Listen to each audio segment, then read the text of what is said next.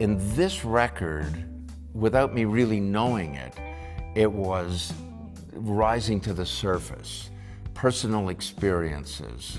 I just found a comfort zone in expressing that in a hopefully a bit of a mysterious way, and that it isn't right on the nose. But I think that I have found a way to talk about these things that has just made me feel at peace with it. And part of that too was, you know, the way this record started with Eric Clapton and I telling one another stories. A lot of that seeped under the door and found its way into these songs. This project started years ago with Eric Clapton and I talking about, we should do something together sometime. We spent a couple of weeks just messing around with some musical ideas, and then Eric had to go off and do a tour, and I started making another record, and it just fell by the wayside a little bit.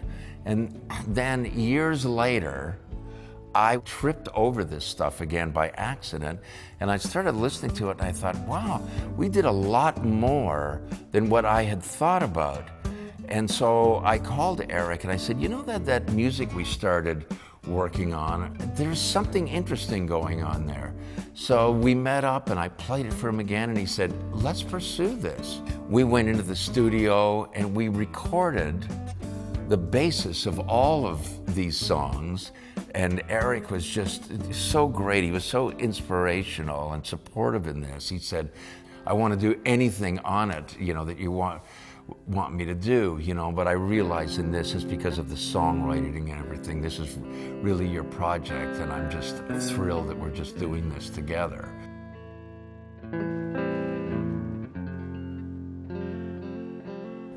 There was some other guitar players that I really admire, and I was fascinated by Tom Morello's playing and also Robert Randolph, because they are both guitar players, and I know a little bit about playing guitar, but both of these guys do something that I don't understand at all. They're like,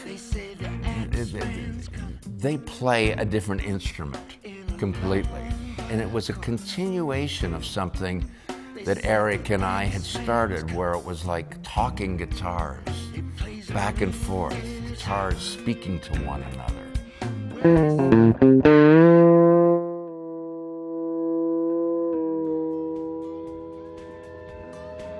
This track has a certain, you know, raw ruckus to it and dynamic thing, and it smells of rock and roll.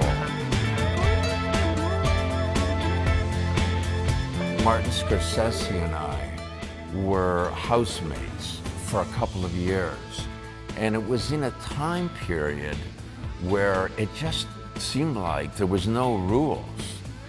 We had been bad boys, and were doing it very well, up to a point that it became dangerous, and survival was at stake here. It got to a place where that's it.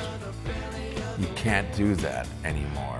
And my way of saying this to, you know, to the outside world and talking about Marty was, he don't live here no more.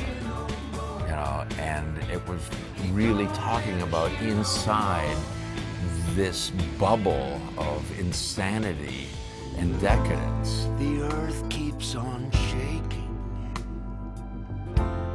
but I'm standing still. This is where I get off. I'm, in my own kind of way, revisiting this period of time when working with the band was coming to a conclusion. We were no longer capable of helping one another do our best work. And we tried everything that we knew to figure this out, and couldn't. And so then you just get stuck, and then you feel stuck, and it goes on for as long as you can take it. and then you think, listen, I'm not going to survive this myself, and you have to know when to step aside. It's the first time I've been able to really express that in a musical way.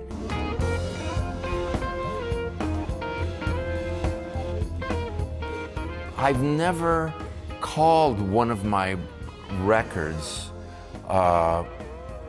by one of the song titles on the record. And so I thought, well, maybe it's time to do that. So I'm going down the list looking at the names of these songs, and I thought, how to become clairvoyant. That's it.